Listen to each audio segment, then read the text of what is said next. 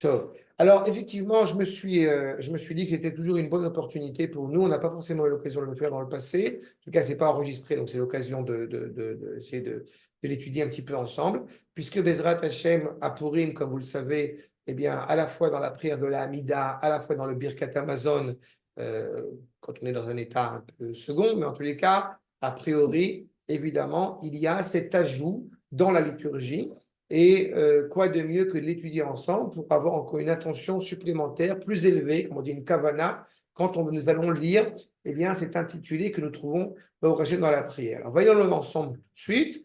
À la Nissim, ועל הפורקן, ועל הגבורות, ועל התשועות, ועל הנפלאות, ועל הנחמות, שעשית לאבותינו בימים ההם בזמן הזה, בימי מרדכי ואסתר בשושן הבירה, כשעמד עליהם המן הרשע, ביקש להשמיד, להרוג ולאבד את כל היהודים מנער ועד זקן, טף ונשים ביום אחד, ב13 לחודש 12, וחודש אדר ושוללם לבוז, ואתה ברחמך הרבים הפרת את עצתו וקלקלת את מחשבתו והשבות לו גמולו בראשו ותלו אותו ואת בניו על העץ ועשית עמהם ניסים ונפלאות ונודה לשמך הגדול סלה. D'accord? C'est ce que Bezrat Hashem nous allons étudier ensemble, nous allons lire cela, donc c'est l'opportunité évidemment d'étudier ça ensemble. D'abord évidemment, eh bien, il y a une question qui nous interroge sur cette répétition. A priori, il y a évidemment des nuances que nous allons essayer d'aborder ensemble, mais cette répétition de termes, n'est-ce pas, à la Nissim, sur les miracles, à la Pourkane, que je ne traduis pas pour le moment, mais on va en parler, à la Gvurot, vous remarquerez qu'il y a un pluriel aussi, c'est les miracles. C'est les dimensions de vigueur, c'est les délivrances, c'est les merveilles, Aniflaot, et à la Nechamot, sur les consolations, chez Asita, que tu as fait. Là aussi, c'est très étrange qu'il soit inscrit, c'est la deuxième question qui m'interroge évidemment, sur le fait qu'il y ait cette insistance sur ce que tu as fait. C'est toi qui as fait. Et pourtant, à ma connaissance, dans la Megillah que nous avons entre les mains, les Juifs se sont battus. Et pourtant, on dit à Kadosh Baruch Hu a fait. D'accord. Aussi. Non, les premiers, oui, au début à la Nissim. Non, tout à fait. Et c'est après qu'on dit Béyémé, Mordechai, Esther, etc. Mais tu as raison. Les Juifs se sont battus et pourtant on dit c'est toi, Kashbou, qui a fait. Ça laisserait entendre qu'en réalité, l'action de Am Israël, elle est évidemment intimement rattachée avec la volonté d'Akadosh Baruch Hu. C'est la même chose pour les précédentes. C'est-à-dire vous avez dit à un moment donné, on va leur mettre la trécha. Oui. C'est pas nous, c'est Hachem. D'accord. Mais concrètement, qui le fait? Si je puis dire concrètement. Nous sommes partenaires avec un projet qui est énoncé par Akadosh Baruch Hu. Mais il faut l'entendre dire. Il y a une confusion chez certains qui est malheureusement pratiquée. Quand tu es malade, eh bien, tu ne vas pas chez le docteur. Dans la prière de la Mida, tu demandes à Akadosh Baruch Hu qui t'envoie la réfoua, et c'est tout. Et t'attends. Et a priori, ça va venir directement d'en haut. D'accord? Comme le Beth Amikdash. Comme j'ai coutume de dire, il faut se promener avec un casque parce qu'il va nous tomber dessus. D'accord? Ou alors il y a une autre option. Dieu ne fait rien et on va se battre et il n'y a plus de problème. Mais là encore, je pense qu'il y a aussi un problème avec cette conception-là. Pourquoi? Parce qu'elle veut ignorer qu'il y a un maître à bord. Il y a énormément de difficultés, de réalités difficiles à l'échelle de la nation, comme parfois à l'échelle de l'individu, et que si la présence d'Akadosh Baruch Hu n'était pas, encore une fois, constante à notre égard, je ne suis pas certain que nous aurions le privilège que nous avons d'être là où nous sommes aujourd'hui. C'est en cela il y a cette première nuance que nous allons essayer d'aborder ensemble. D'accord? Et d'autant plus, eh bien, à la dernière Géoula que nous vivons, puisqu'il est inscrit dans le prophète Zecharia, Lo bechail et la beroua, pas avec la force militaire, mais avec le souffle, alors qu'en réalité, ce que veut nous dire ici Eh bien, le prophète, c'est que ce n'est pas essentiellement par le biais, encore une fois, du bras militaire. C'est être animé par ce souffle, encore une fois, qui a fait que nous pouvons être là où nous sommes. Vous avez une feuille? Juste le temps.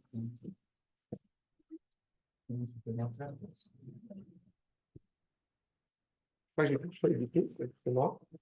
Je sais que vous avez fait suffisamment. Ah si, pardon. Tiens, ça fait. Ah, ça. Donc, sur ce premier propos de Asita, de toute façon, on va y revenir progressivement, la classe par rapport à cela. Le deuxième point, donc, les avotenu beyanimahem bazmanazé, là, c'est un terme, encore une fois, que nous connaissons bien. Il serait hors de propos de considérer que nous sommes en train de célébrer un événement archéologique historique. Beyanimahem bazman azé. Il y a un éclairage particulier renouvelé le 13, 14, 15 Adar, que nous sommes en train, encore une fois, de vivre. Et là, vraiment, pour le coup, c'est tellement facile, en plus de faire le rapprochement, d'encore dans l'arrêté dans lequel nous sommes. Autre point. En ces temps de Mordechai et de Esther, détail très intéressant. Pourquoi? Puisque je vous rappelle que nous évoquons la royauté. En général, c'est l'évocation d'un royaume. Eh bien, qu'on rappelle autant de Mordechai et de Esther. Mais je vous rappelle que nous sommes en Perse. À ce moment-là, nous sommes a priori en exil. Il ne faut pas oublier qu'il y a un choix très délicat, puisque nous avons c'est assez rare dans l'histoire, un État juif dirigé par un juif en dehors des Rêtes Israël. Mordechai et Esther étant à la tête de la Perse, le fils d'Esther et d'Achashverosh qui va encourager le peuple juif à continuer à construire le deuxième Beth Amikdash. Donc nous avons une direction qui est profondément juive, qui est clairement juive. Et pourtant, on ne fait pas le Hallel au jour de Purim. Réponse importante. Pourquoi ne faisons-nous pas le Hallel? Parce que nous étions en dehors des Rêtes Israël.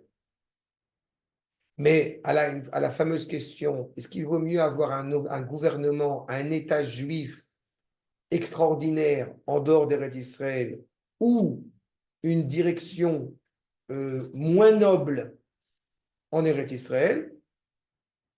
La question elle a été posée et Rabbi Chizdai ibn Shaprut, qui était, je rappelle, le médecin du roi d'Espagne, eh bien, au XIe siècle, il s'interrogeait toujours, il s'enquérait toujours du sort des différentes communautés juives à travers le monde qu'il allait voir avec le roi. Et il a pu rencontrer cet état des Khazars. Vous vous rappelez cette histoire des causeries, qui était juif. Un état juif totalement indépendant. Et il hésitait à aller participer à ce projet ou venir en Eretz Israël, qui était évidemment dans un état de désolation. Et il est venu en Eretz Israël. D'accord?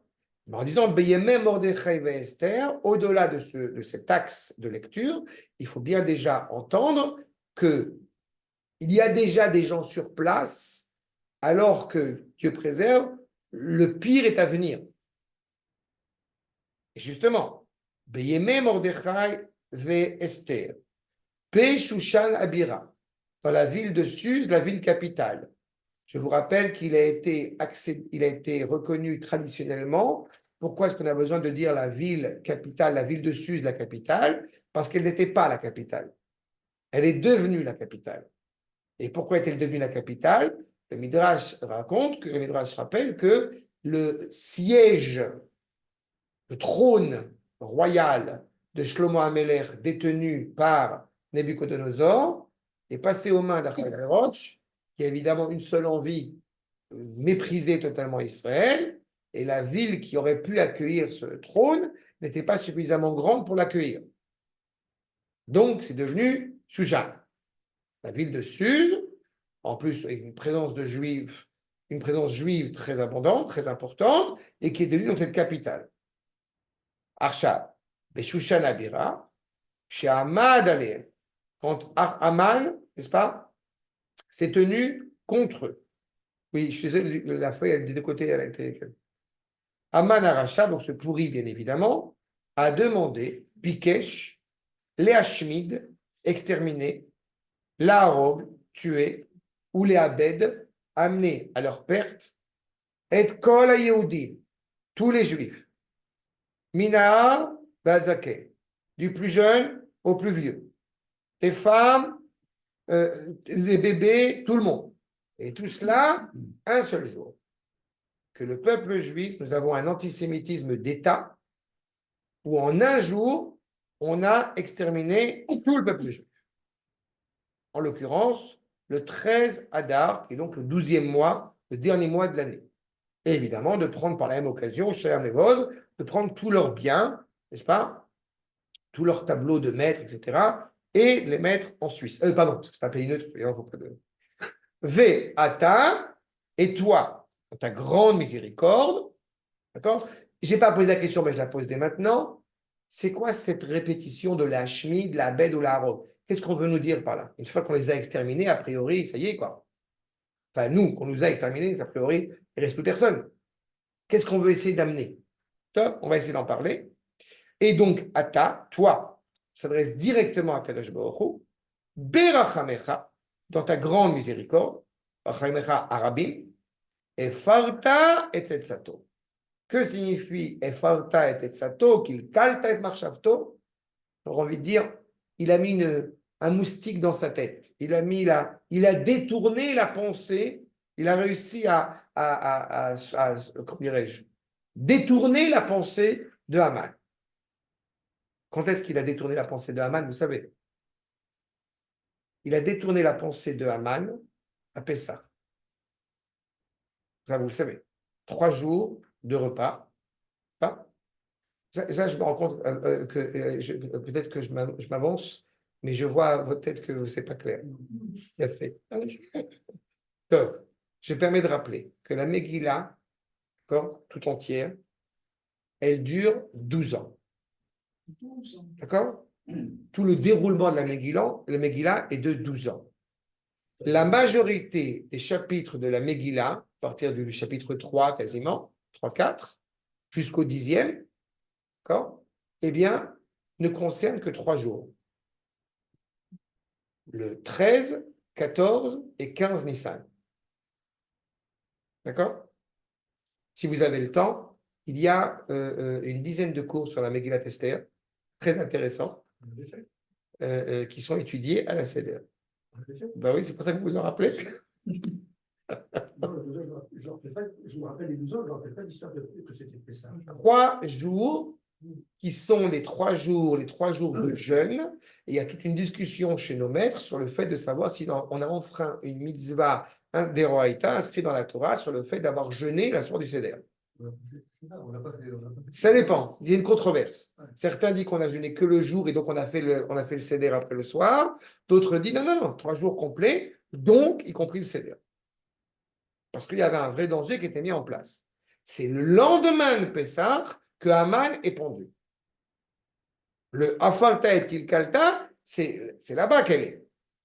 Haman avait comme projet absolument dramatique de vouloir tuer le peuple juif, et il faudra 1 an pour que ce projet soit mis éventuellement à exécution et qu'on ait la possibilité clairement de réagir avec cette deuxième missive qui avait été envoyée par Achashverosh. D'accord? C'est à ça qu'on fait référence ici. Pour le reste, je vous encourage, les halachot quotidiennes où il y a un petit mot sur la Megillat Esther tous les jours, les commentaires sur la Megillat Esther, les commentaires sur Purim. Voilà, parce que moi je bosse un peu comme Achav, Marshavto, Ve Asherota, Lo, Gmulo, Perosho. Et tu lui as rendu donc la monnaie de sa pièce. C'est le cas de le dire, Gmulo, Perosho, puisqu'il va être pendu. Tu vois? Vous compris la blague? Achav, Vetanu Oto, et qu'ils l'ont pendu, lui va être Banav, d'accord?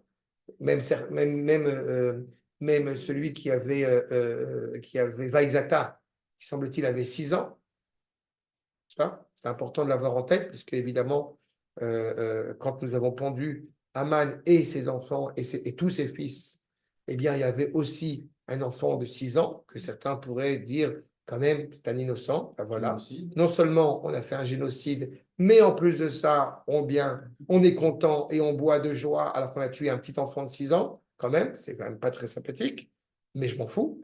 Ve talou oto, ve banal, à la hetz, donc tout ce joli petit monde, il a tenu sur l'arbre. D'accord? Ve asita imahem, et tu as fait avec eux des miracles. D'accord? C'est bon, vous avez? Ve asita imahem nissim, ve niflot. Donc, une fois qu'on a évoqué tout ce que nous avons évoqué, il y a évidemment, à ce moment-là, on te dit ve asita. C'est-à-dire que jusqu'à présent, c'était priori, c'était pas des miracles. Et maintenant, on nous dit, en plus de ça, il y a eu des miracles, des choses extraordinaires. Et pour cela, eh bien, on te remercie à Kadosh Baruch Hu, Nodé et Shimcha, on reconnaît, on honore ton nom, et ce, pour l'éternité. Les Shimcha Agadol, ton grand nom, animé par une bonté, une bienveillance sans borne à notre égard. C'est là, je rappelle, qui est intraduisible en français. Il n'est pas intraduisible. La traduction de c'est là dans les traductions notamment des Teilim, c'est comment on traduit? C'est là. Vous voyez, tout est clair. Aval, c'est là, nous rappelle notamment le Malbim, je me rappelle, Sal Hashem. On est profondément reconnaissant à ton égard. Nous sommes un ustensile, nous sommes un réceptacle qui accueille pleinement ta parole. D'accord? Sal, Hachem, c'est là. Donc, Adkan, évidemment, il y a un petit détail aussi qui doit quand même nous intéresser, c'est que vous avez remarqué qu'il y a écrit que, eh bien, tu as fait avec eux des miracles. Est-ce qu'il y a une nuance? Ça peut nous intéresser, ça peut nous interroger. Si on avait dit Asita itam ou Asita imahem, le faire avec eux, est-ce qu'il y a une nuance entre et et im? D'accord? On va essayer, Bezrat Hashem, de l'aborder ensemble. Vous voyez que sur ce petit texte, il y a déjà quand même pas mal de questions qui doivent, encore une fois, susciter chez nous la réflexion. D'abord, la notion de miracle, qu'on traduit en hébreu par nes. Il faut avoir en tête qu'en hébreu, nes ne signifie pas que miracle. Nes a la même racine que étendard, a la même racine que épreuve, nisayon. D'accord? Et l'étendard sur le bateau, vous savez, le cabinet, le nes, l'hypnosis, le drapeau qui est levé. D'autre part, nous avons déjà cette évocation du miracle, vous avez l'accord numéro 1 dans le Sefer Shemot. Cet autel, A-U-T-E-L, au moment où nous allons pleinement détruire Amalek, c'est dans le désert, quel est le nom de cet autel? Hachem Nissi. Ou Dieu est mon miracle, ou Dieu est mon étendard. Au moment où nous allons vaincre, eh bien, Amalek, ça je vous renvoie à un autre cours que j'ai eu l'occasion de faire sur le souvenir d'éradiquer Amalek, qui à mes yeux est un de mes cours très importants, c'est pas mes cours, mais des cours très importants sur le sujet. Mais ce qui est essentiel, c'est ni d'être désespéré par la force de cet Amalek qui semble être imposant, et Dieu sait combien on pourrait le faire, ni se dire que nous allons tirer une balle chez quelqu'un et l'histoire est terminée. Non. L'autel vers qui nous nous tournons, c'est Akadosh Baruch Hu. Quand on voit la force, et si on se remet dans le contexte de Purim, quand on voit la force de Haman, qui est arrivé au niveau, je rappelle, le plus haut où on peut arriver au niveau du pouvoir, et que le peuple juif, ne l'a pas senti venir, et quand il l'a senti venir, il ne savait pas comment réagir, vous comprenez à quel point il est difficile de ne pas se désespérer dans une telle réalité. Et pourtant, Moshe Rabbeinu va se préoccuper justement de forger un autel où on y admet des sacrifices, et cet autel va l'appeler Hachem Nissi. Nissi, c'est pas mon miracle, c'est mon étendard. Ala Nissim, c'est qu'en dépit de tout, encore une fois, les épreuves, les drames que nous pouvons traverser, nous avons le même étendard qui va permettre de nous renforcer et qui est immuable. Regardez ce que nous dit le Hachir HaKadosh. L'accord numéro 2. Kol Yesha Israël, toute la délivrance d'Israël, Taloui, Bekibush et Yetzram, Ve Tachechnia Oto. Toute la délivrance d'Israël dépend d'abord et avant tout de vaincre, de surmonter son instinct. Quel instinct? L'instinct du désespoir. L'instinct de se dire, mais qui nous sommes? L'instinct de dire, mais comment est-ce que nous allons vaincre?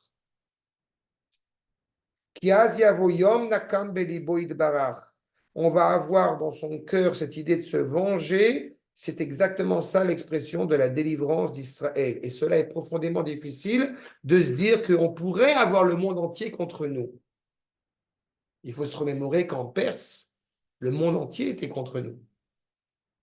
Le monde entier civilisé était contre nous. Et on a su affronter cela. On a su faire germer, encore une fois, en nous, dans le cœur des hommes, encore une fois, ceux qui d'un côté pourraient se dire quand est-ce qu'on va voir un miracle, alors qu'en réalité, il fallait savoir que le miracle, j'ai envie de dire, il est en nous. Ceux qui s'attendraient à voir le miracle et qui, du coup, ne le voyant pas, en tout cas pas dans l'impression, dans le prisme qui pourrait désirer le voir, se disent on est foutu, on est désespéré. Eh bien, cela, nous dit le Hacher HaKadosh, tu dois surmonter ce mauvais instinct. Tu dois surmonter cet instinct qui te fait rester dans l'étroitesse, dans la petitesse. Comment je peux le faire? Parce que je suis rattaché profondément à celui qui est. Hachem Nissi. Hachem Yud Ke Vav Ke, le Shem Havaya, celui qui est rattaché au verbe être. Vous pouvez monter, descendre, vous pouvez dire Israël est foutu. Que sera Israël dans une génération? Réponse, on sait. Pourquoi? Parce que Hachem Nissi. Parce que Hachem est mon drapeau. Je le sais, je l'assume, je le vis pleinement. Et non seulement je l'assume pleinement, mais le verset suivant dans le Sefer Shemot, Al-Kes Ya. Le trône d'Akadosh Baruch Hu ne sera pas totalement assumé plein tant que nous n'aurons pas participé pleinement, encore une fois, à ce qui doit nous animer, à savoir l'éradication. L'éradication? Okay. L'éradication totale de Amalek. Et je répète, animé par cette force, encore une fois, d'Akadosh Baruch Hu. C'est ça le sens, encore une fois, de Ness. C'est de comprendre qu'Akadosh Baruch Hu s'ingère dans cette histoire totalement, a priori, humaine, pour lui rappeler que nous sommes attachés, associés de manière irréfutable, irrémédiable, à la Nissim, vers à la Pourkan. Oui, mais c'est lourd. C'est une lourde responsabilité. Pourkan est en araméen, ce n'est pas en hébreu. Pourquoi c'est en araméen? Parce que, comme j'aime à le répéter, on s'adresse directement au boss. Puisque les anges tutélaires ne comprennent pas l'araméen. Akadosh Baruch Hu comprend l'araméen. Et pourquoi c'est en araméen? Pourkan, ça vient de porek, ol. C'est lourd pour nous. C'est une responsabilité. En disant alanissim, fait ala pourkan, eh bien, on est conscient que Akadosh Baruch Hu nous libère de ce fardeau. Tu n'as pas à être inquiété de cela. Parce que justement, tu es animé par les gvurot. Qu'est-ce que c'est que si c'est un pluriel? Pourquoi c'est gvurot? Parce qu'il y a plusieurs types de gvurot. Il y a plusieurs types de vigueur. Ce n'est pas du courage uniquement, c'est de la vaillance. On peut avoir un moment de courage. Il a vaincu son ennemi. Mais la vaillance, c'est dans la durée. Agibor, Kovesh et Yitzro. Je pourrais tomber. Yitzhak, c'est lui la Gvura. Yitzhak Avinu, qui est animé par la Gvura, il n'est pas de temps en temps héroïque. Okay. Le projet divin, on est bien d'accord, c'est vrai, mais est-ce qu'il est inclus dedans l'éradication d'Amalek? Bien sûr, évidemment. Oui, vous dites pas trop, mais oui. Tu veux que je développe? Alors, va voir mon cours. D'abord, va voir mon cours sur l'éradication d'Amalek. Une fois que tu auras vu ce cours, repose-moi la question. Ouais, Je vais quand même en parlant. Oui, mais il faut le définir. Ce n'est pas clair pour tout le monde. C'est-à-dire, je vais te dire de la manière la plus... Encore une fois, c'est quelque chose que j'ai eu l'occasion de traiter et de dire un mot. j'ai parlé avec beaucoup, on s'approche dans 2 semaines de Shabbat Zachor. Combien de fois il m'est arrivé de dire à un bon nombre de nos compatriotes, de nos frères juifs qui connaissent la Torah, qui étudient la Torah, et je leur ai posé la question très simplement et très humblement. Si on admet que, en tout cas certains maîtres le prônent, que le Hamas c'est Amalek, si on admet ce postulat, d'accord? Si ce n'est pas lui, mais disons, admettons pendant une seconde, pour ceux qui le pensent, ceux qui suivent un certain nombre de maîtres, dont Mori Verabi, que le Hamas c'est Amalek. Selon la Torah, nous sommes censés tuer hommes, femmes et enfants. Vous demandez à un juif qui a une kippa sur la tête, qui est rattaché à la Torah, est-ce que tu es prêt à tuer hommes, femmes et enfants? J'aimerais vous dire que la réponse est évidente pour tous les gens à qui j'ai demandé. Je m'en excuse, non. Et on s'approche de 2 semaines de Shabbat Zachor. Est-ce que nous sommes dans le cérémonial ou nous sommes, encore une fois, dans l'intention profondément sincère rattachée à la liturgie qui nous anime? Parce que c'est ça que nous sommes en train de dire. Nous sommes en train de louer dans le Birkat Hamazon, dans la prière de la Hamida, l'idée d'avoir pendu Haman et ses fils. Nous ne sommes pas en train de parler de Mardi Gras.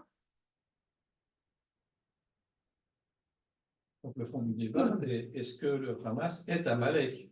Mais la réponse, je la connais déjà. Oui, mais donc si on dit oui, dans ce cas-là, on n'a pas le choix. C'est fini. Ben voilà. Bon. Ben voilà. Et Donc, le le Rav, débat, que j'ai le le débat- privilège de suivre, a déjà déclaré il y a déjà quelques années de cela que le Hamas est Amalek. C'est tout. Et on connaît C'est- l'âge des fils d'Amalek dans la Haggadah, Comme dans j'ai la dit, Megillah. l'un des fils de Haman, il avait 6 ans. Vaïzata, pourquoi il y a un grand Vav dans la Megillah? Il y a un commentaire qui dit parce qu'il avait 6 ans. Vav. D'accord? Et pourtant, à 6 ans, il n'a rien fait, a priori. C'est rare qu'un enfant à 6 ans, il ait déjà une ceinture de dynamite autour du ventre. C'est rare. Bon, ça arrive dans certaines contrées. C'est déjà arrivé. C'est là. Maintenant, cette gvurot, vous comprenez que cette pluralité des gvurot, cette pluralité des vigueurs, des courages, des manques de vaillance, c'est parce qu'évidemment, elle parle de Mordechai, elle parle de Esther, elle parle du peuple juif. Esther, vous vous rendez bien compte, évidemment, de la vaillance extraordinaire avec laquelle elle a opéré. Encore une fois, je ne vais pas me répéter sur ce que j'ai dit sur le cours sur la Megillat Esther et sur Amalek, mais il y a beaucoup à dire. Je vous donne juste pour qu'on puisse percevoir bien la liturgie qui s'y est évoquée, encore une fois, dans les mots qui sont donnés. Et même à titre individuel. Tout le monde sait qu'on peut se retrouver dans des situations parfois où on est fatigué. Mais fatigué de quoi? J'ai coutume de dire, c'est comme ça que je le perçois en tout cas, que la fatigue psychologique est beaucoup plus délicate que la fatigue physique. Ce moment où on se dit on n'en peut plus. Et pourtant on va se lever le lendemain matin. C'est aussi une dimension extraordinaire de la Gvura. On pourrait se dire, allez, j'en ai marre, foutez-nous la paix, j'en peux plus. Regardez le verset bien connu dans Ishayahu. Noten le Yaev Koach, le Einonim Otzma Yarbe. Akadosh Baruch Hu, il donne la force à celui qui a l'impression de dire j'en peux plus, avec une force considérable. À ce moment-là, est-ce que c'est effectivement Akadosh Baruch Hu qui mène la guerre? Oui. Tu as le M16 dans les bras, mais tu sais pourquoi tu l'utilises. Tu sais avec quelle précision tu l'utilises. Tu n'as aucune crainte de l'utiliser. Tu n'as aucune hésitation à l'utiliser. Traité de Avodah Zarah, accord numéro 4. Ve milchamot ani asiti. Sous-entendu, Akadosh Baruch Hu a mené la guerre. Ce n'est plus, comme on dit pour les Kohanim quand ils portent le Haron à Kodesh. Ce n'est plus les Kohanim qui portent le Haron, c'est le Haron qui les porte. Le Rav Tzvi Yehuda, c'est une réflexion qui est bien connue et qui est toujours extraordinaire à rappeler. Le Rav Tzvi Yehuda, quand il a annoncé, quand il a parlé avec une voix percutante sur Shrem, sur Hebron, sur Jérusalem, 3 semaines dans le cours qu'il a donné à Yom Ha'atzmaut à la Yeshivat Merkaz Arav, 3 semaines avant la guerre des 6 jours. 3 semaines après la guerre des 6 jours, elle éclate. On retourne vers le Rav Zéhouda. Comment vous saviez? Il dit, je ne savais pas. Nidbarti betortochi. J'ai été parlé dedans moi-même. Quand nous parlons de grands maîtres comme le Rav Zéhouda, c'est plus lui qui parle. Ça sort, ça jaillit. C'est pas? Cette parole d'Akadosh Baruch Hu, encore une fois, qui anime l'homme. Ata asita. C'est toi qui as fait. Je n'ai fait qu'être rattaché à ce que tu as fait. C'est ça la Gvurot. La Gvurot d'en bas, la Gvurot d'en haut. La Gvura, pardon, d'en haut, la Gvura d'en bas. Et évidemment, de cela sort clairement à Teshuot, la délivrance, les délivrances, là, encore une fois, à tous les niveaux, les merveilles, les consolations, comme je l'ai indiqué. Et nous arrivons bien évidemment à Mordechai et Esther, à ces guerres, comme je l'ai dit, qui sont menées clairement par Akadosh Baruch Hu, et nous participons à cela. Il y a, avant de poursuivre, une question qui m'a toujours interpellé, c'est pourquoi est-ce qu'effectivement nous disons à l'Anissim, eh bien, à Hanouka et à Purim, et il n'y a pas à l'Anissim à Pessah. Dieu sait combien il y a eu des miracles à Pessah. Pas? Réponse du Rav Harlap. L'accord numéro 5. Justement, tous les miracles que nous évoquons à Hanouka et à Purim n'ont pas transformé l'ordre de la nature. Passion naturelle. Exactement. Donc, il est tout à fait évidemment important d'être reconnaissant à l'égard d'Akadosh Baruch Hu sur ce point, mais d'être conscient que cette dimension-là peut tout à fait se renouveler. Donc, on met un point d'honneur à dire il s'est passé quelque chose, et comme c'est Bayem Aem Bazeman Azé, on est conscient de la continuité du processus. En aucune manière, nous avons une aspiration à ce que la mer, elle s'ouvre de nouveau. Si elle doit s'ouvrir, elle s'ouvrira. Nous n'avons pas d'aspiration à cela. À Pessah, il n'y a eu que des miracles. Tout ce qui s'est produit était hors nature. Quand on parle de Purim ou quand on parle de Hanouka, on est dans l'ordre de la nature. Et on pourrait être tenté de se dire, bon, ben, c'est normal, c'est naturel. Nous avons gagné la guerre des 6 jours avant la guerre, pendant la guerre. C'est clair, Akadosh Baruch Hu, il était présent. Après la guerre, quand on est un petit peu orgueilleux, ah non, mais on savait qu'on allait gagner. Hein? Il y a quelqu'un dont je tairai le nom, évidemment, pour le de Moshe Dayan, qui a dit clairement que c'était normal qu'on gagne. Ben voilà. C'est pas faux. C'était normal au sens, oui, mais. Regardez le Rav Harlap. L'accord numéro 5 dans Meimaron. שעשה ניסים לאבותינו בימים ההם בזמן הזה, בפסח הפסח אין מברכים ברכה זו, וpas cette bénédiction, אלא בחנוכה ובפורים בלבד. וביאור הדבר, donc tout ce que nous essayons de comprendre là-dessus, שכל עניין הברכה, toute l'idée de cette ברכה, איננו שבח לקדוש ברוך הוא, כי הוא כביכול איננו זקוק לשבח. C'est pas lui qui a besoin d'être loué par le prisme de ces miracles. C'est pas? On ne sommes pas, je rappelle, rattachés au miracle en tant que tel. C'est nous qui devons être reconnaissants à l'égard de la manière dont Akadosh Baruch Hu a agi avec nous. Mais ce n'est pas lui qu'on loue d'une certaine manière. C'est l'action qui nous a menés à être ce que nous sommes. Ma'ut haberacha ou le'amshir et atova, vous voyez le Rav Harlap, et atova asher ba lanu gam le'atid. En disant Alanissim, ce n'est pas, je répète, un événement historique qui s'est produit, c'est qu'on voit comment est-ce que l'histoire elle est menée dans le passé, au présent et dans le futur. C'est ça le Alanissim. Cette reconnaissance, j'ai envie de dire, encourage Akadosh Baruch Hu, eh bien, à perdurer ce miracle, à perdurer cette dimension qu'encore une fois, n'est là, qui n'a qu'un seul but, pouvoir permettre à Israël de voir eh bien, l'expression de sa sainteté dans l'ordre de la nature, dans la réalité physique. C'est clair sur ce point? Ok, ou c'est pas clair? Ok? Non, mais bon. Et donc, évidemment, Dans ce cadre-là, on évoque Mordechai et Esther, qui sont la guérison avant la maladie. Il y a un sens à l'histoire, même quand on a tendance à l'oublier. Akadosh Baruch Hu dirige le monde, oriente le monde. Vous pourriez vous dire, habitant de Haïfa, d'après ce que j'ai compris, que vous avez un maire extraordinaire qui va débuter, que, bah ouais, du coup, c'est foutu. Eh ben non. C'est ça? Pourquoi non? Parce qu'on fait ce qu'on a à faire, et Akadosh Baruch Hu, il a des cheminements qui sont les siens. Mais on fait ce qu'on a à faire. C'est ça? Regardez la suite, s'il vous plaît, justement. Dans la volonté de Haman, comme je me suis interrogé, de vouloir les Hashmid, eh bien, donc a priori d'exterminer, hein, de tuer la Hashmid, la Rogue ou les Abed, nous voyons que dans le verset de la Megillat Esther, n'est-ce pas, verset 9 à 13 dans le chapitre 3, Im ala melech tov, ikatev le abdam. Quelle est la différence entre la Shmid, la Rogue ou la Abed?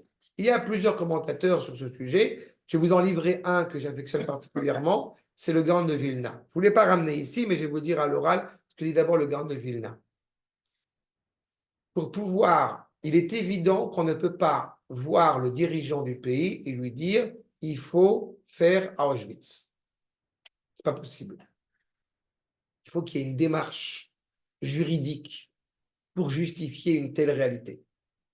En l'occurrence, ils ont des microbes, il faut les nettoyer. Dans une autre mesure, sur ce qu'il nous annonce ici, la Shmid, nous dit le Gaon de Vilna, ça vient de Shmad. D'abord, on va les encourager le plus possible à s'assimiler, à s'oublier. Partant de cela, on pourra les tuer plus facilement puisqu'ils n'ont plus cette cohésion en tant que juifs. Et automatiquement, cela mènera à leur perte, les Abed, la plus totale. Ils n'existent plus. Ils se sont noyés dans l'histoire. On va regarder au Portugal, il semble que la majorité, j'exagère, et qu'une grande partie de la population portugale est des origines juives. Elle est où? Elle n'existe plus. L'Abed, elle a disparu. Ça, c'est un premier commentaire que je me permets de vous apporter. Et vous remarquerez que Haman n'a pas dit à Achashverosh il faut les exterminer. De prime abord, il a dit l'Abdam.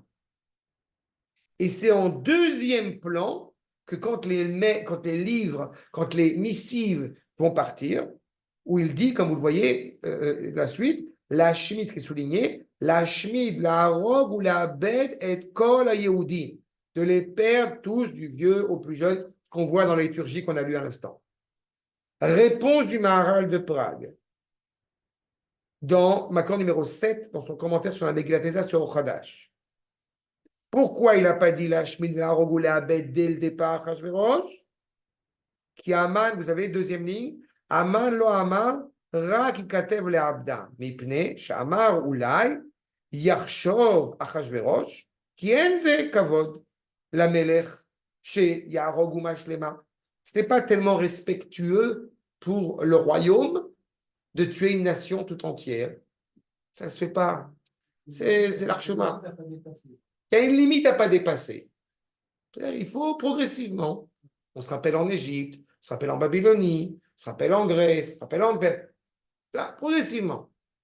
D'abord, on va traduire la Torah en grec, on va leur enlever leur inclusivité. Et après, on va comme ça les faire oublier. Qui katev la Adam, velo yaseh maaseh miyad. Ve'amar, et on voit la suite, Ve'amar kan, la Shmid, la Rogue ou la Abed, qui était, encore une fois, la volonté clairement profonde de Haman dès le départ. C'est comme si on disait, par exemple, encore une fois, à titre d'exemple purement théorique, que la France est devenue un pays antisémite. C'est une nouveauté. La France n'a jamais été antisémite, historiquement parlant, c'est connu, n'est-ce pas? Philippe le Bel, Louis IX et tous nos copains, évidemment, étaient d'une grande noblesse, d'une grande sobriété, d'une grande noblesse, d'une grande bienveillance à l'égard du peuple juif. Et puis soudain, oh, alors dis donc, Bah, Akash Bokhu, apparemment, il savait qu'au plus profond, il y avait quelque chose. D'accord. Écoute, moi, j'ai rien contre les juifs. Tu vois, moi, j'ai mon meilleur ami, les juifs, d'ailleurs. La rogue, la bête. Mipne qui a Adam Yeshposh Kloshach à la pile. Qu'est-ce que Haman? C'est là où il nous donne le Maharal ici nous donne une dimension qui est très importante et qui est supplémentaire. On veut tout supprimer, tout ce qui fait appel aux Juifs. Regardez ce qu'il nous dit. Il y a trois parties dans cette dignité humaine. Il y a un corps, il y a une neshama et il y a un nefesh qui rattache les deux. Kloshach halakim.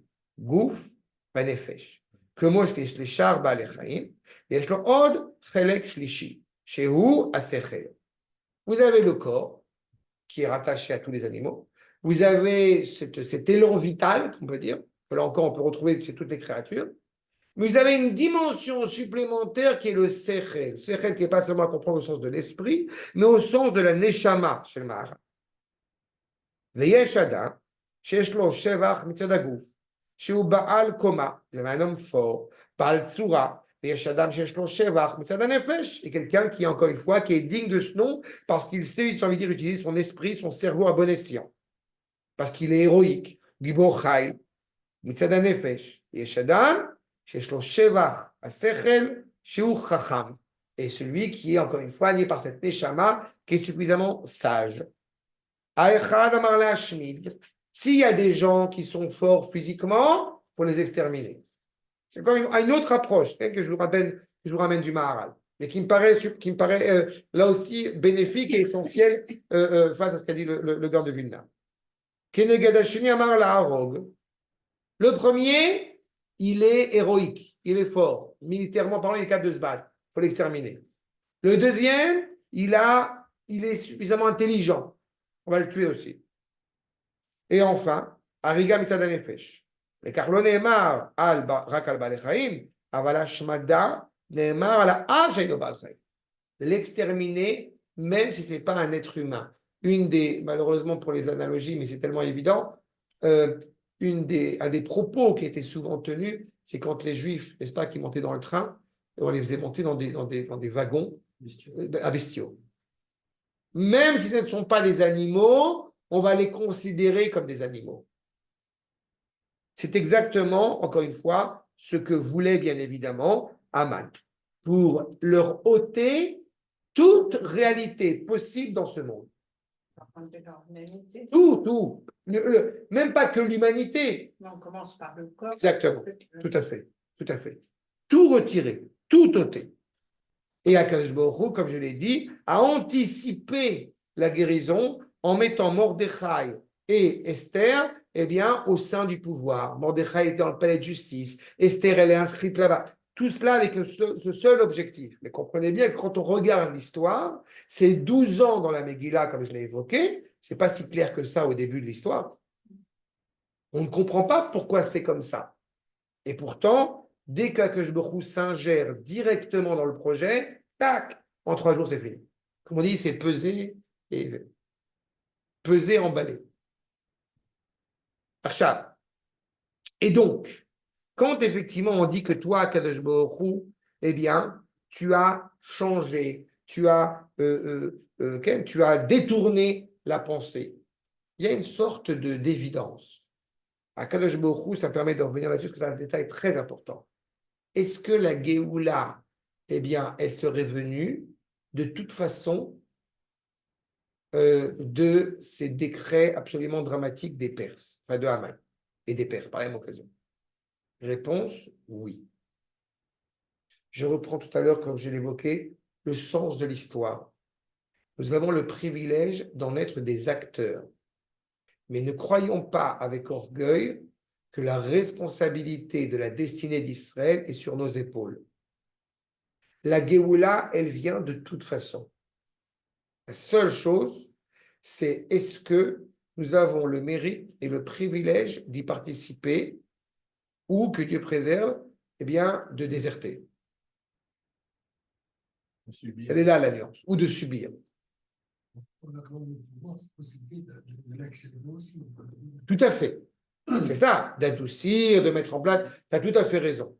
Mais de penser une seule seconde que quand il y a, quel que soit le drame que le peuple juif a pu traverser, de se laisser aller à une idée que, ça y est, c'est la fin du peuple juif, c'est malheureusement exclure le hata, la présence irrationnelle, inévitable, absolue d'Akash Baruch Hu dans encore une fois, les paramètres de l'histoire. Il y a ce verset que vous avez, Makor numéro 8, qui est bien connu, n'est-ce pas? Ruach ve'atzala ya'amod la Yehudim mimakom acher. Le souffle du sauvetage, si je puis dire, pour les Juifs, se tiendra de toute façon d'ailleurs, viendra d'ailleurs. S'il ne vient pas de toi, Mordechai et Esther, eh bien, il viendra de toute façon. Et c'est quoi le Makom Acher? Les Mekoubalim ont l'habitude de rappeler Sitra Achra. Si la Géoula, elle ne vient pas comme ça, elle va venir par les pogroms. Mais elle viendra, mais c'est par les pogroms. C'est l'au-delà, le côté obscur de la force. C'est pour ça qu'on arrive à dépasser l'instinct de désespoir. Ben, d'abord, on est conscient d'une évidence, bien sûr. Ouais, On est conscient de cela, mais c'est douloureux. Oui, c'est lourd. Hein. Bien sûr que c'est lourd. Bien sûr que c'est lourd. On a dit dans la pourcane. Celui qui veut la vie tranquille, bah, après 120 ans, c'est très tranquille. D'accord? C'est trop tranquille. Ou alors, je me permettrai une boutade, mais j'espère que vous me pardonnerez. Ou alors, Alzheimer. Tu vois, genre, t'oublies. Hop, on oublie tout. D'accord? Mais, encore une fois, c'est une boutade. Voilà, moi ça. Mais là, encore une fois, ce que je dis, c'est, vous bien comprendre que, grâce à Dieu, chez Akash Bokhu, heureusement, il y a Alzheimer, il n'existe pas. En tant qu'oubli de cette identité nationale. On passe son temps à nous répéter Zachor, Zachor, Zachor. Mais oui, j'ai envie d'oublier. Non, non, non, non. Rappelle-toi.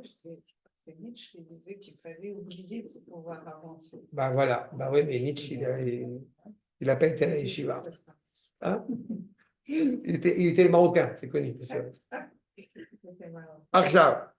Donc, on a clairement, encore une fois, cette idée que la Géoula, de toute façon, est inévitable, j'ai envie de dire. Et Akash Baruch Hu, n'est-ce pas? Eh bien, il va détourner le regard de Haman. Akash Baruch Hu va en fait permettre à Haman de tomber là où il a voulu nous porter préjudice. D'accord? Vous avez un verset dans Kohelet, l'accord numéro 9. Chofer Gumatz Bo Ipol. C'est quoi Chofer Gumatz Bo Ipol? Le Metsudat David. Et pareil, Ufrotz Gader Ishrenu Nachash. Tu as voulu casser la frontière, tu vas permettre au serpent de venir. Tu vas faire un trou. Regardez le Metsudot, l'accord numéro 10. À Chofer Bo chez Ipol Bo Azulat. Je vais faire un trou pour que mon prochain il tombe dedans. Ben, qu'est-ce qui va se passer? Rotzeloma, Amechin Takala Lechavero, ou Beatzmo Nitkalbo. Tu as voulu porter préjudice au peuple juif, c'est toi qui vas tomber. Et pile pour, comme j'ai coutume de l'expliquer, comme je l'avais dit sur mon cours, des mots perses dans la Megillah, et pile pour ou agoral. Tu as voulu faire tomber le destin sur Israël, eh bien la destinée va te rendre la monnaie de ta pièce. J'ai coutume de traduire pour par destin et goral par destinée. C'est quoi la différence? C'est Guy Marchand. Non, ça n'a rien à voir. Pour... Destinée. Pour, c'est le destin, est obligatoirement tragique. On jette les dés, le sort est jeté. Et vous avez, pour moi, c'est très réveillé encore. Et vous avez Goral, le Goral qui n'a qu'un seul objectif, c'est la destinée, c'est-à-dire positive, le happy end de la fin. Tu as voulu faire tomber sur Israël, ça tombe sur toi. D'accord? C'est exactement cela. Comme j'ai coutume de l'expliquer, Tigva, n'est pas une utopie. Ce n'est pas un vain espoir. Tikva, ça vient de la racine kav. Il y a un sens, il y a une ligne dans l'histoire. Que tu le veuilles ou que tu ne le veuilles pas. Akadosh Baruch Hu, il sait ce qu'il a à faire. Toi, fais ce que tu as à faire. Mais lui, tac, il va transformer les choses. Et non seulement il va continuer à transformer cette chose, mais à Forou, toute l'idée de Purim, on pensait que, mais en fait, tu découvres que c'est exactement l'inverse. Le Rav Kook, il a une expression que j'affectionne particulièrement, qu'on croit que le jour de Purim, on est en état d'ébriété. Ben, en réalité, c'est faux. On est en état d'ébriété toute l'année. Parce qu'on croit toute l'année que c'est nous les maîtres. Et quand arrive Purim, on comprend qu'en fait, que il est derrière tout ça.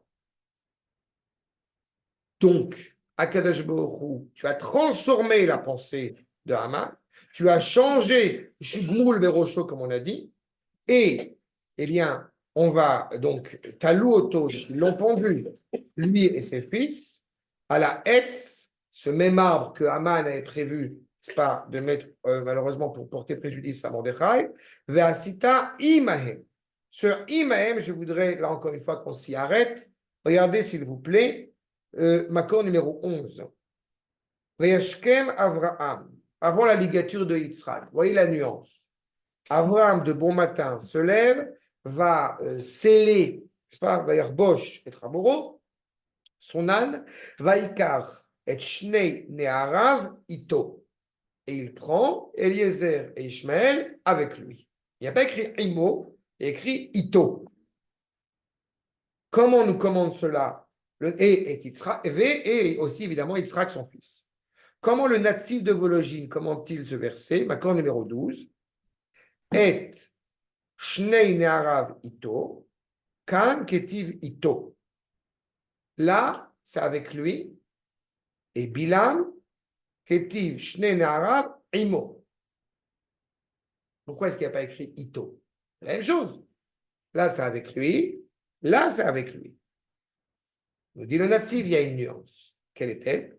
Yeshevdel ben Ito le Imo. De Imo, Mishma, Yoter Itrueut, Zu Imze, Milachon Ito. Ça veut dire quoi? Vous avez Avraham et Yitzhak Avinu qui montent sur le mont Moria, qui montent sur l'Arabat, et écrit Veilchou Shneem Yardav. Et il n'y a pas écrit d'ailleurs Yardav, il y a écrit Yardo, et il faut lire Yardav. D'accord? Là, c'est les cours sur la ligature de Yitzhak, ça aussi, je suppose vous vous rappelez. Et il monte avec lui, Kadosh Baruch Hu. Et il faut le lire, ils sont ensemble. Mais ils sont tellement ensemble qu'on n'est pas capable de distinguer Avraham de Yitzhak et Yitzhak de Avraham. Ça, c'est Imo. Ito, c'est deux personnes qui marchent côte à côte, mais qui n'ont pas forcément de lien l'un avec l'autre. Regardez, s'il vous plaît, Makor numéro 13. Peyaradeti vedibarti imcha. Je suis descendu et j'ai parlé avec toi. Le commentaire du Yehuda Berlin, natif de Vologine, Makor numéro 14. Des afalgav, des ito, veimo, mashmaout, achat, même si on a l'impression qu'en réalité, bon, bah, on va ensemble. Non, il y a une nuance. Chol makom yeshevdel, kalish, ben shte aleshonot, il y a une différence qui n'est pas forcément perceptible. Deimo, mishma, yoter, ishtavut, amedabrim, belashon, ito. On est plus ensemble quand on est imo que quand on est ito. On est un. On est une entité à part entière. On est en cohésion totale, en appartenance, en identité totale. Quand à Kadosh Baruch Hu, il est inscrit que Ve'asita imahem, ça veut dire que la destinée d'Israël est intimement rattachée à la sanctification du nom d'Akadosh Baruch Hu et que Dieu préserve aussi l'inverse. Quand tu blesses Am Israël, tu blesses Akadosh Baruch Hu. Quand tu blesses Akadosh Baruch Hu, tu blesses Am Israël. C'est le Ve'asita imahem. En faisant à l'égard de son fils aîné, comme j'aime à le rappeler, d'agir comme la sorte, ça permet au nom d'Akadosh Baruch Hu d'être clairement sanctifié, d'être clairement, encore une fois, élevé. Et du coup, il est évident que, regardez Makor numéro 15, pardon. Quand il y a effectivement le roi qui va honorer Mordechai, Asher Natan Amelech la Yehudim, Asher Bechol Ir Veir Leikael, Velamod al Nafsham, Lashmid, ou Laharog, ou Leabed. Il y a les mêmes expressions qui sont utilisées pour tuer nos ennemis. Mais on a le nom d'Akadosh Baruch Hu. On a le sceau, c'est Amelech, c'est le roi c'est Akadosh Baruch Hu, qui donne l'autorisation totale de faire ce que nous avons à faire dans chaque pays, dans chaque ville. Abotai, c'est fondamental d'être conscient de cela. On pourrait se dire aux yeux de certains, souvent, Purim, c'est quoi? On a voulu nous tuer, on a gagné, on est allé manger. Et c'est pire que ça. La Megillah, elle ne s'arrête pas à la pendaison de Haman. C'est là où arrive la fin de « Et là, que tu as fait des miracles et des merveilles avec le peuple ». De quoi on parle ici? Ce n'est pas la pendaison de Haman. Haman, ça fait 1 an qu'il a été pendu.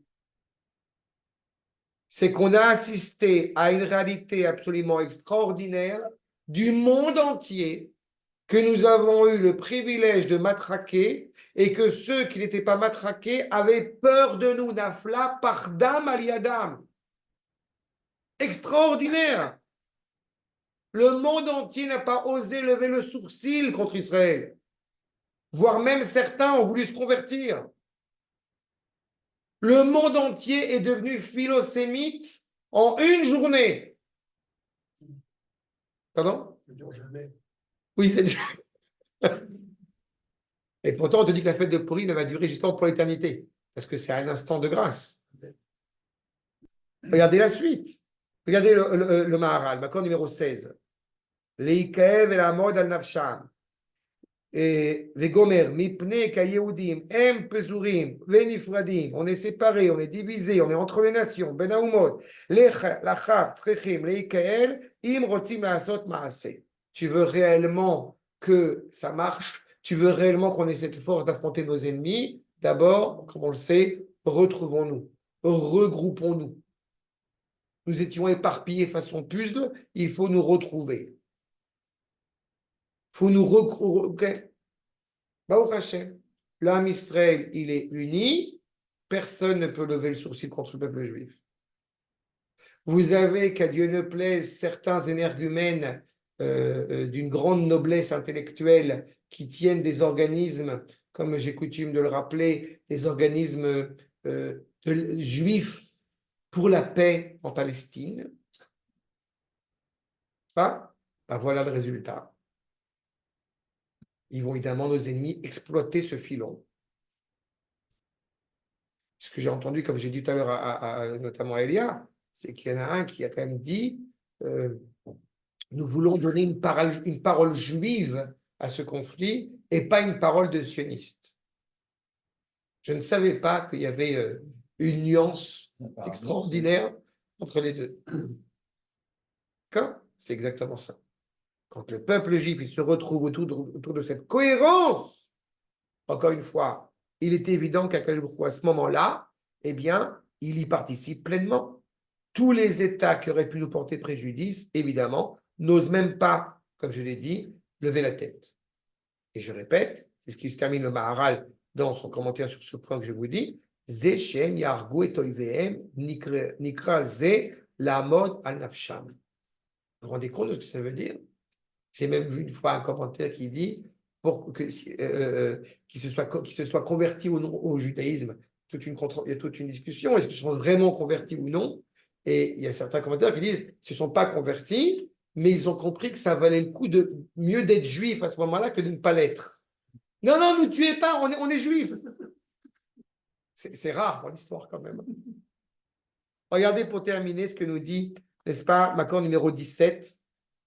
Donc, tous ceux qui, évidemment, voulaient porter préjudice, les shloach yad mevakshei ratam veish lo amal ifnehem ki nafal pardam al kol ha'amim. Pas la parsim, pas... Non, tous les peuples. Tous les peuples n'ont pas osé ouvrir la bouche. Et il dit un des plus beaux commentaires de la Megillat Esther, Rabbi Yehuda Halevi, Rabbi Shlomo, Rabbi Yehuda Halevi, Rabbi Shlomo Alevi Alkabetz, que vous connaissez évidemment par les Chadodi, qui a offert à son beau-père, il n'avait pas beaucoup d'argent. Vous connaissez cette fameuse histoire. Rabbi Shlomo Alevi Alkabetz, il a écrit des commentaires fabuleux sur Shirachirim, sur Megillat Ruth et sur Megillat Esther. Mais l'histoire de Megillat Esther, de son commentaire, s'appelle Manot Alevi. Et il a écrit ce commentaire parce qu'il n'avait pas beaucoup d'argent. Alors il a offert à son... Et donc son beau-père était un petit peu contrarié de savoir si vraiment il pouvait être digne d'épouser sa fille. Et il lui a offert son commentaire sur la Megillat. Il a écrit un commentaire sur la Megillat Esther. Non, sympa comme cadeau à son beau-père. Manot Alevi. C'est Mishlach Manot. Et notamment, il écrit Beotoyom, donc en ce jour-là, ce jour-ci, Asher Shavru Oive Ayehudim, Lishlot Baem Kefi Amarcha. On a empêché tous nos ennemis d'avoir un contrôle, n'est-ce pas, sur le peuple juif, au contraire. Nitapech Davar, c'est retourné, comme on l'a dit, Asher Ishletu Ayehudim, c'est nous qui prenons le contrôle. À l'ONU, ce n'est plus le secrétaire qui parle, c'est nous. Non seulement c'est nous, mais en plus, ni l'Arabie Saoudite, ni l'Iran, ni. Bon, à Gaza, la Palestine évidemment n'existe pas, donc ce n'est pas la question. Personne ouvre la bouche. Parce que la bonne parole est donnée. Apprenez-nous, s'il vous plaît, monsieur le rabbin. Qu'est-ce que ça? Il t'appelle. Tout cela pour un seul but. Pour deux raisons, encore une fois, ils ont été clairement sauvés face à leurs ennemis. D'abord, Bishvil Kavod Ael Idbarach. Je répète, le nom d'Akadosh Baruch Hu, il est hors de question qu'il soit profané. Ce qui s'est passé à Simchat Torah est d'abord et avant tout une profanation du nom d'Akadosh Baruch Hu. Et pas que à Simchat Torah, malheureusement. Chez Loyomru Agoim Aye Elohem. Pourquoi c'est une profanation? Parce que les goïms vont dire, il est où votre Dieu? Je répète, nous avons cette responsabilité-là. À Purim, on révèle ce qui nous anime profondément de l'intérieur. J'ai même eu un élève qui m'a dit il y a quelques années que c'est fabuleux ce qui sort de moi le jour de Purim. J'espère que je vais tenir le coup. C'est exactement ça, cette idée de révéler une authenticité, de révéler cette authenticité qui doit nous animer. Il est évident que si Chas Shalom, il sort des bêtises de la bouche d'un juif le jour de Purim, il ne vaut mieux pas qu'il boive. S'il boit et qu'il n'ait que des paroles qui soient douces, qui soient du miel de Kodesh, une bonne chose. Dans le cas inverse, c'est problématique. Dans tous les cas, donc déjà pour empêcher cette profanation, et c'est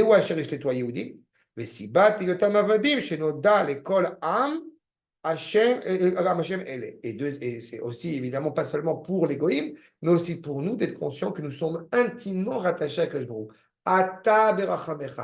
On est capable une fois de plus de pointer du doigt à Kadosh Baruch Hu et d'être reconnaissant à la bienveillance, encore une fois, qu'il nous a octroyé, qui nous accompagne.